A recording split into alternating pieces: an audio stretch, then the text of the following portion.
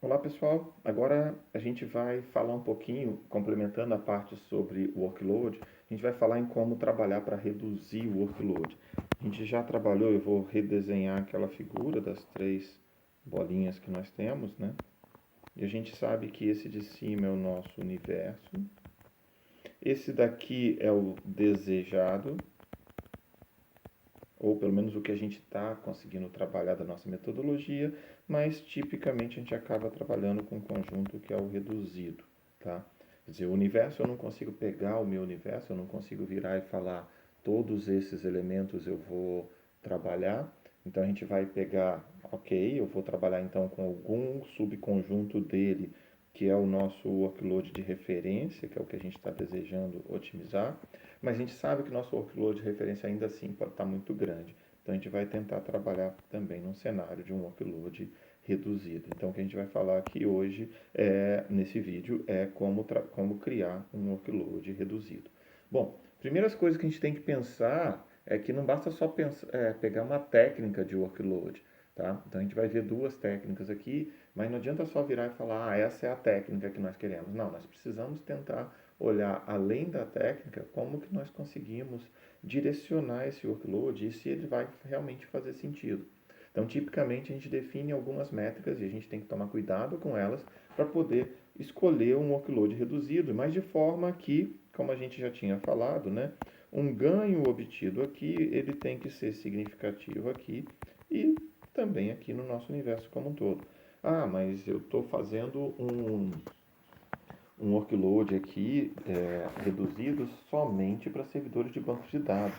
Eu não vou dar ganho em programas que não tem nada a ver com banco de dados, meu, sei lá, meu Word, meu qualquer outra coisa. A gente tem que, obviamente, levar essa questão em consideração e pensar no universo como sendo todo o conjunto de programas que segue aquela característica sua.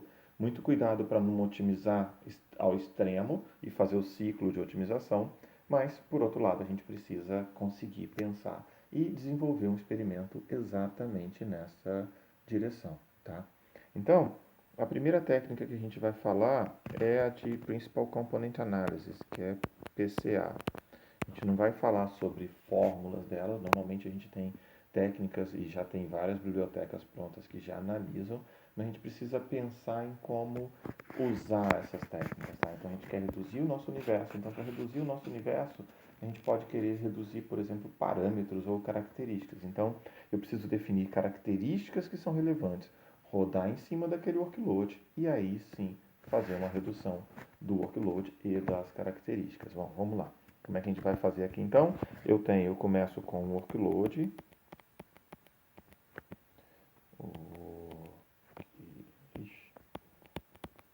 O workload. A gente começa com o workload. Então a gente define aqui também características. Que características são essas? A gente vai pegar características como, por exemplo, esse workload aqui eu quero avaliar sobre a quantidade de dados de memória que ele transfere, a intensidade de memória. Eu vou avaliar com mix de instruções, a gente vai avaliar múltiplas dessas características.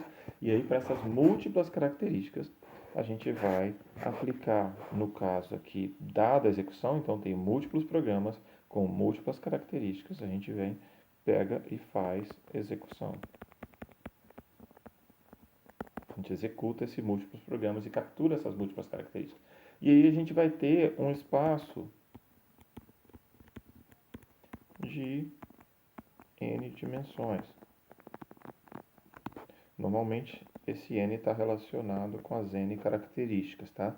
Às vezes a gente pode até quebrar características, então a gente vai ter um espaço de n dimensões. E aí é nesse momento que a gente pega um PCA aqui para fazer ficar m menor que n, muitas das vezes m muito menor que n dimensões. E aí a gente vai trabalhar em cima dessas m de mamãe dimensões, tá? Então assim, o nosso fluxo então envolve definir os parâmetros, coletar esses parâmetros, descobrir quais são os mais relevantes e trabalhar com eles. Da mesma forma, a gente pode fazer isso com um conjunto de programas também. Então depois a gente vai virar agora que eu defini esse cara, a gente vai definir quais programas que são mais distantes dado o universo. Vamos supor aqui visualmente a gente sempre usa exemplos com duas dimensões. Então vamos supor que o nosso n eu tivesse um n igual a 20 e a gente reduziu para um n igual a 2. Então aí eu posso fazer algo assim, né? Eu posso ter o nosso universo aqui desse tamanho, tá? E aí a gente vai ter os nossos pontos.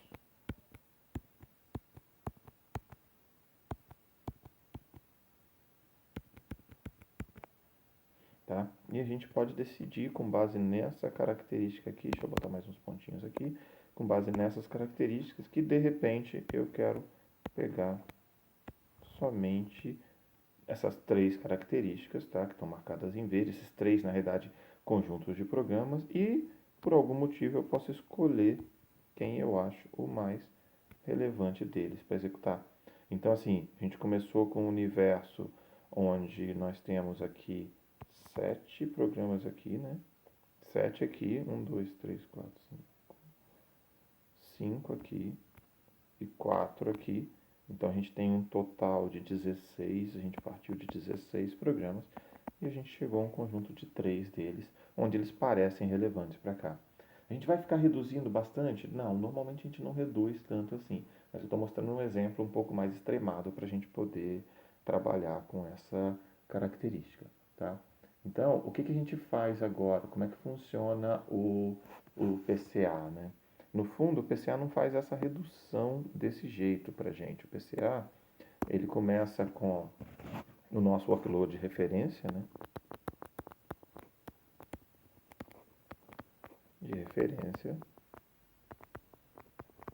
que é aquele do meio, tá? Ele começa com ele e aí a gente vai trabalhar com ele considerando, por exemplo, N programas, só para manter os nossos N's aqui, tá? E aí o que ele vai fazer? A gente vai pegar esse conjunto aqui e vai montar uma tabelinha. Essa tabela nossa aqui, ela tem P características. Deixa eu trocar aqui. O livro está usando NP e eu tentei botar, mas vamos pegar aqui, ó, P programas. E esse livro, e agora a gente tem N características, só para ficar consistente com. Nós temos N características, então a gente vai ter aqui, ó, N características. E, obviamente, para os nossos P programas. Tá bom? E aí o que acontece? A gente vai trabalhar no universo para reduzir o número de características. Então a gente vai tentar refazer essa tabela com uma tabela um pouco menor, ainda do tamanho P, só que agora de largura M, que é menor que o nosso N. Preferencialmente muito menor, mas a gente está trabalhando aqui. E aí, depois que a gente faz isso, certo? A gente vai virar e vai pegar. Então, já reduzi esse cara, agora a gente vai reduzir este elemento, certo? Através de algum agrupamento.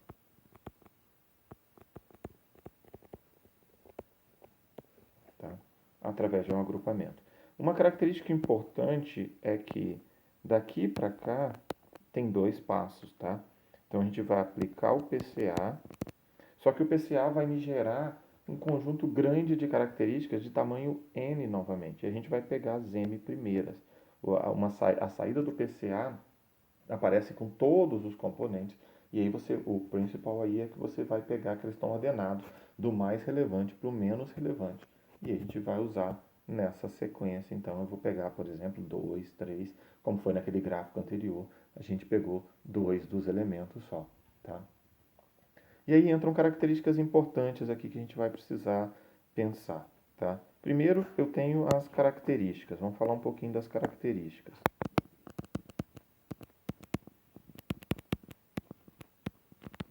Como é que a gente vai pegar as características? Quer dizer, como é que eu vou trazer? Quais são e como eu trago essas características? Então, vamos pegar alguns dos monitoramentos que a gente vai fazer. Por exemplo, a gente pode pegar o Instruction Mix.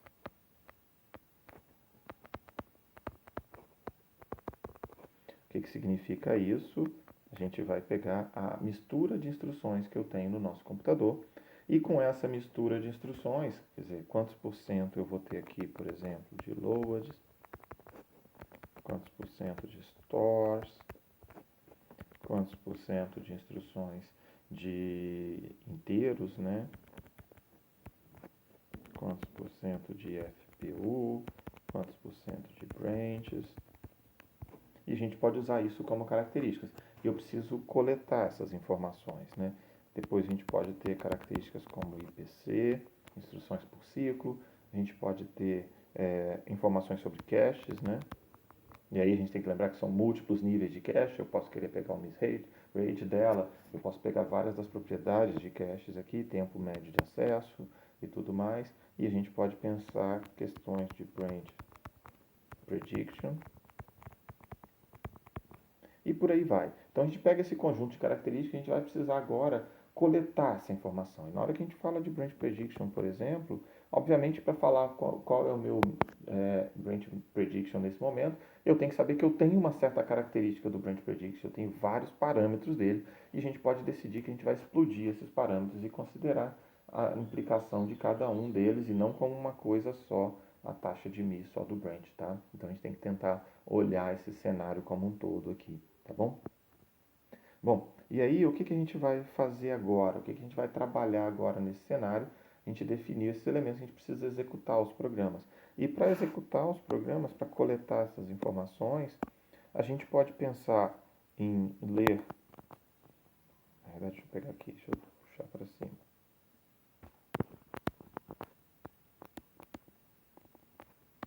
Como coletar essas informações?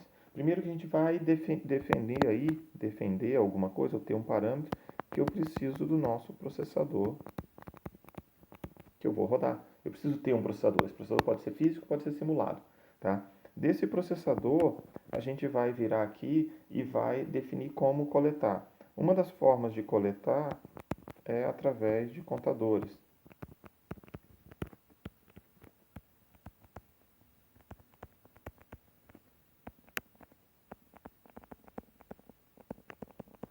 Através de contadores de hardware. O que significa isso?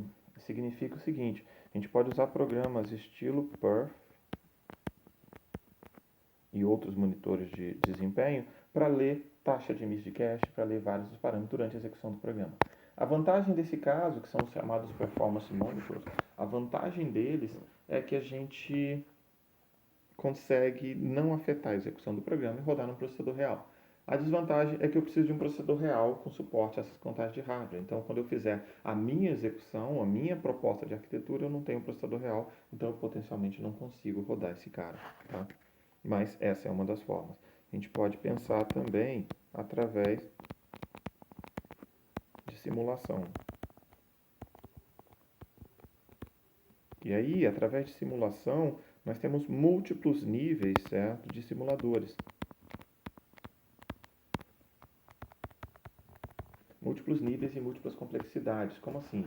Eu posso pensar que eu vou ter um simulador com precisão de ciclos, né?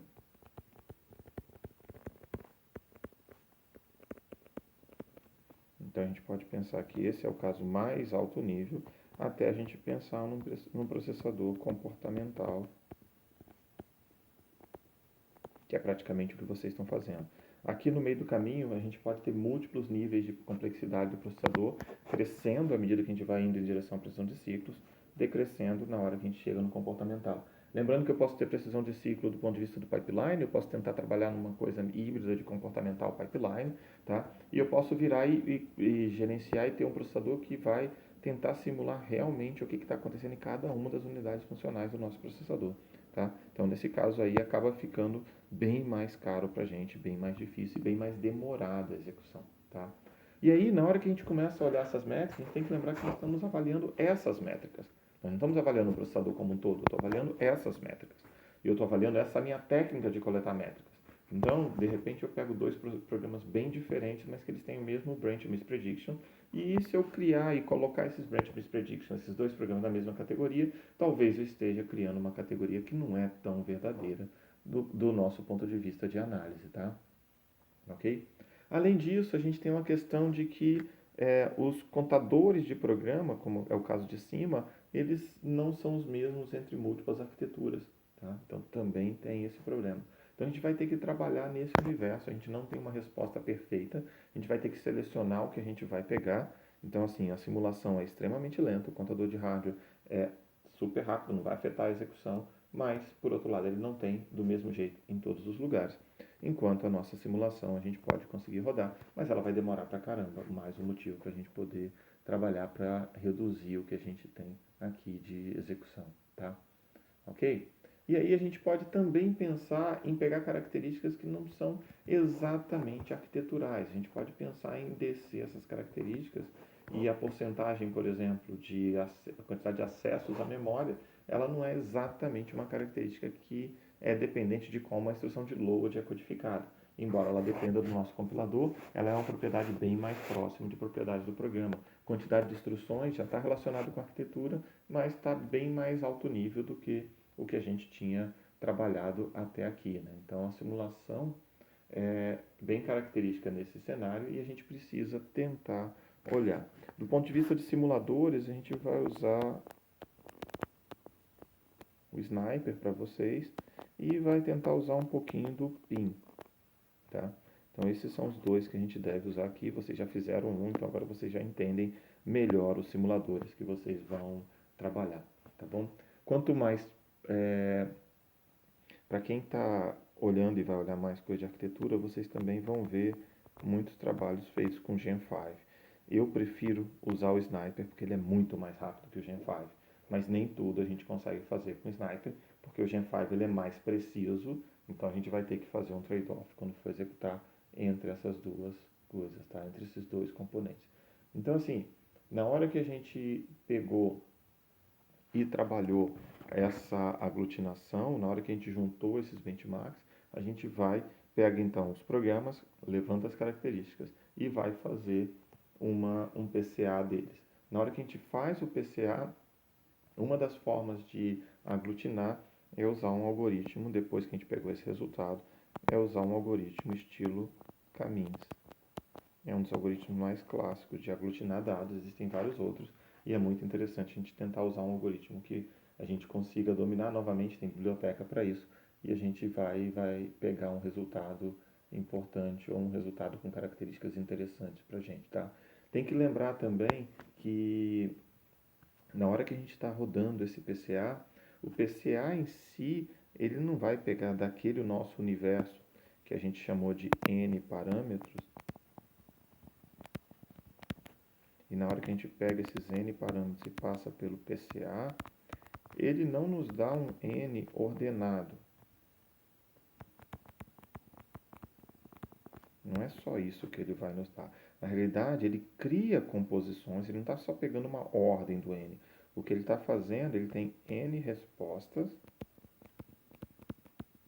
onde a gente tem o tamanho, onde na realidade um elemento desse lado aqui não é um elemento do outro. Então ele está criando múltiplos componentes. Então eu posso virar e falar que o primeiro meu componente principal ali pode ser algo relacionado com um mix de instruções e alguma coisa de memória. Então é importante a gente lembrar desse cenário, tá? Então as nossas N respostas são diferentes nesse aspecto e a gente acaba pegando as M primeiras. Visualmente é sempre bom a gente cair para duas ou três aqui, mas a gente pode precisar pegar um conjunto um pouco maior, tá? Então, na hora que a gente faz isso, depois que a gente fez isso, aí eu peguei quais são as características e com base nessas características a gente vai rodar o caminhos. E aí desse caminhos a gente vai escolhe um subconjunto de programas, certo? Um número menor de programas. Ok? Então esse é o nosso cenário, tá? E aí a gente vai conseguir trabalhar e fazer essa análise, trabalhar com esse universo. É importante lembrar que todas essas restrições que a gente fez aqui no caminho, a gente tem que voltar e tentar olhar lá para cima se elas são válidas ou não para cada um desses cenários, tá? Então, na hora que a gente pega, por exemplo, e definiu, e eu vou usar o exemplo de duas dimensões de novo, imagina esse cenário aqui, eu tenho duas dimensões, e eu tenho pontos aqui. E aí eu tenho um outro universo de pontos aqui, certo? De repente, eu também devo me perguntar por que eu não tenho pontos aqui no meio. E será que eu não deveria mexer no meu benchmark, ou mexer no meu conjunto de programas para tentar gerar pontos aqui no meio? Porque esses pontos podem ser relevantes para a gente, né? Eu não tenho esse universo aqui, certo? De repente eu acho que, ok, tudo aqui, esse verde inteiro até nem é tão relevante, mas como está todo mundo aqui embaixo, eu posso querer pegar esse pedaço vermelho aqui, e esse pedaço vermelho pode ser relevante para a gente. Então a gente tem que olhar também e tentar buscar algo relevante nesse espectro, tá? Ok? Então essa é a ideia de fazer com o PCA, e a gente vai falar um pouquinho de uma outra técnica que é a Placket and Burman Workload Design.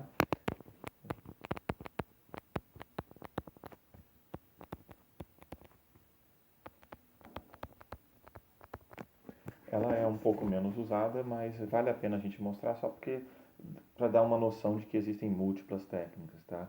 A ideia geral deles é trabalhar com uma matriz de projetos. Então vamos supor aqui, eu não vou desenhar a matriz inteira, mas vamos supor que a gente tenha algumas características, né? Até G características. E aí a gente tem um ambiente que a gente pode executar, tá? Então eu estou medindo aqui o tempo nosso de execução, essa é a nossa métrica que a gente está fazendo. E aí uma característica importante deles é que a gente vai montando essa matriz, colocando números aqui entre mais um e menos um. Então eu posso colocar mais um ou eu posso colocar menos um. E eu estou aqui pegando um exemplo, certo? E aí a gente vai ver qual é o resultado dessa configuração arquitetural. Por exemplo, esse cara aqui deu 56. E aí na sequência a gente vai pegar mais um desses, vai rodar e vai fazer outros parâmetros. Vamos supor menos um aqui, certo? Mais um, mais um, mais um. E aí menos um, mais um, mais e menos um, desculpa. E esse cara aqui deu 69. E aí na hora que a gente vai rodar, uma característica importante dessa técnica é que você não vai rodar tantas configurações. Eles geralmente falam que você vai rodar 2C simulações, onde o C é o número de características aqui, e você vai tentar falar o que significa para o A, do ponto de vista do A, o que significa mais um, o que significa menos um. Geralmente essas são configurações bem grandes e bem pequenas, ou ligado e desligado, mas assim, com bastante, indo bastante na direção e bastante na outra direção, quase que extremos de propriedades dessas características. E com isso, o que acontece é que ao final da execução de todos esses caras, aqui na última linha você vai pegar e vai fazer, ó, esse cara então é 56, certo? Esse resultado aqui vai ser igual a mais 1 vezes 56 mais 1 vezes 69, tá? Então o número aqui, esse é o número que está aqui dentro. Se a gente pegar, por exemplo, este cara aqui, o E, ele vai colocar aqui embaixo o mais 1 vezes 56 menos 1 vezes 69. E aí o que acontece? A gente está interessado nos maiores valores absolutos. Esses indicam as características que são mais relevantes daquele pacote. Então a gente vai pegar, eu não estou preocupado se é positivo ou negativo, a gente sabe que essa característica influencia mais o processador para um lado ou para o outro, e ela merece ser melhor estudada. Então essa é a ideia geral que a gente tem que tentar trazer, tá?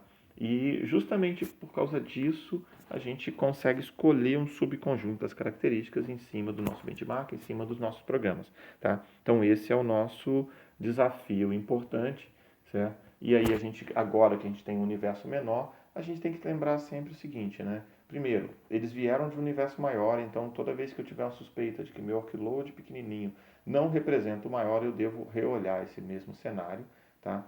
E a gente tem que lembrar que esse cenário também tem a questão temporal, então a gente não pode virar e falar que esse meu workload é representativo para o futuro inteiro, A gente sabe que pode mudar desde workloads novos, como características arquiteturais, e que eu estou rodando numa máquina atual alguma coisa que eu estou vendo no futuro. Então, isso também é relevante para a gente tentar tomar cuidado, tá? E a gente tem que também tentar pensar que muitas das vezes pequenas diferenças entre um programa e outro que fizeram a gente escolher o A em relação ao B, de repente lá para frente eles se separam no nosso universo por causa de novas métricas. Então a gente também tem que lembrar. Então cada um desses cenários, eu escolhi os parâmetros corretos para poder reduzir, eu escolhi um subconjunto correto, eu escolhi a minha técnica de redução correta, a gente escolheu o nosso processo correto, escolheu os parâmetros corretos, cada um desses elementos são realmente relevantes para o final. Então, anotando aqui, tempo é relevante, né? Então a gente tem que pensar, a nossa temporização foi relevante, eu preciso ser capaz de rodar, mas a gente também precisa pensar que a gente levar em conta, então, do ponto de vista das métricas, e a gente precisa levar em conta também a questão nossa de passado versus futuro. Eu estou fazendo um computador para o futuro e eu estou usando métricas potencialmente disponíveis no passado. Tá? A gente tem que pensar a questão da representatividade. É bem importante a gente pensar nisso, né? Eu fiz uma restrição, eu diminuí características, a gente diminuiu, certo? Nós diminuímos características, né? A gente também diminuiu programas.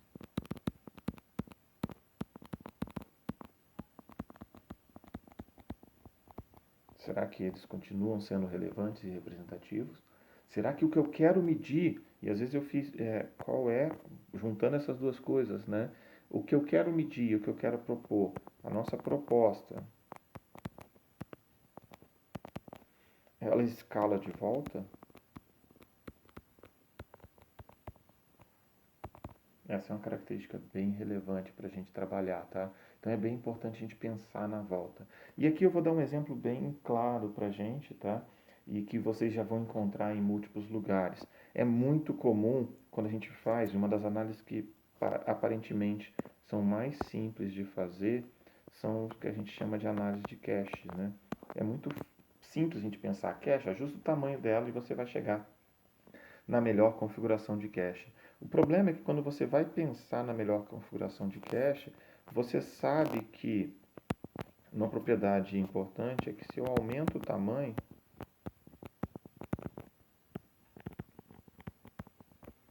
significa normalmente melhorar o MIS. E aí você vai aumentar o tamanho para sempre. O que não é exatamente a melhor configuração de cache. Tá? Então uma característica bem clara a gente colocar caches maiores. Eu vou diminuir o MIS até um ponto onde a cache vai ficar maior que o meu programa inteiro e eu não vou ter praticamente MIS nenhum. Então não é esse cenário que a gente faz. Tá? O que a gente costuma fazer? A gente costuma analisar, por exemplo, os MISs compulsórios. O que são os MISs compulsórios? Os MISs compulsórios é que eu nunca acessei esse dado antes. Então, a primeira vez que eu acesso o dado é um MIS compulsório. Esse MIS compulsório a gente não consegue lutar contra ele de muitas formas, tá? O que a gente faz, então, se eles estão altos, pode ser que a minha cache esteja grande demais e eu não estou tendo nenhum outro tipo de MIS. Logo, uma vez que o dado veio aqui, certo? A gente pode trabalhar, então, que a cache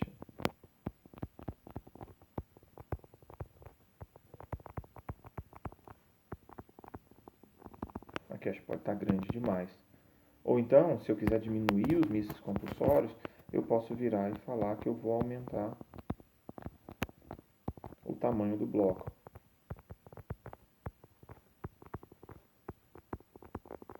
Certo? Nesse caso aqui, o que eu estou fazendo? Se eu dobrei o tamanho do bloco, eu estou potencialmente transformando dois misses compulsórios num só. E aí isso, para mim, pode dar um resultado bem interessante. Vamos pegar mais outra. Existe uma outra característica da cache, e aí sim, essa daqui, o outro C da cache, que é o C de capacidade. Esse aqui é fácil, né? Na verdade, se eu tiver um MIS muito alto de capacidade, então significa que eu poderia simplesmente aumentar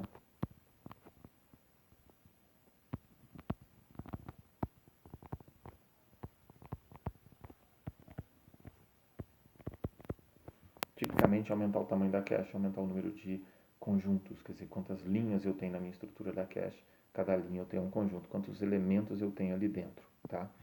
Mas a gente também tem um outro MIS, que é o MIS de conflito.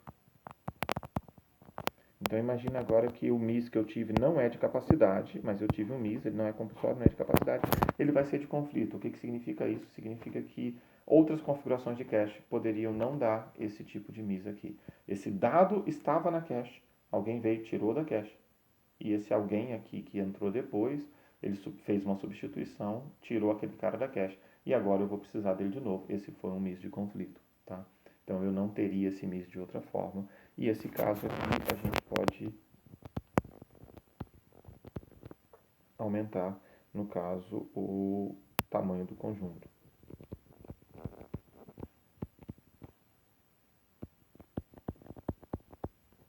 O que significa isso? Aumentar a associatividade. Então nós estamos pegando aqui, por que eu estou falando nesse cenário? Poxa, eu só falei coisas de aumentar. Mas aí toda vez toda vez que eu tenho o MIS é uma dessas três características, ele vem de uma dessas três características e a gente vai aumentando a cache, aumentando a cache, aumentando a cache. Só que é muito comum o erro de aumentar a cache para sempre. A gente não pode, a gente tem que garantir que eu continue tendo algum tipo de erro. E porque a cache é muito cara e pragmaticamente o que está faltando aqui é levar em consideração que uma cache maior não é uma cache mais rápida. Muitas das vezes ela é uma cache mais lenta. Então o tempo de acesso à cache não está sendo levado em consideração, o que parece que aumentar a cache infinitamente é a melhor solução. Então aqui era só para poder dar uma visão para vocês, tá? Então não pense que a métrica é sempre numa direção. Pense nessa métrica como forma representativa e aí a gente consegue fechar o universo como um todo. Falou, pessoal. Muito obrigado. Até mais então.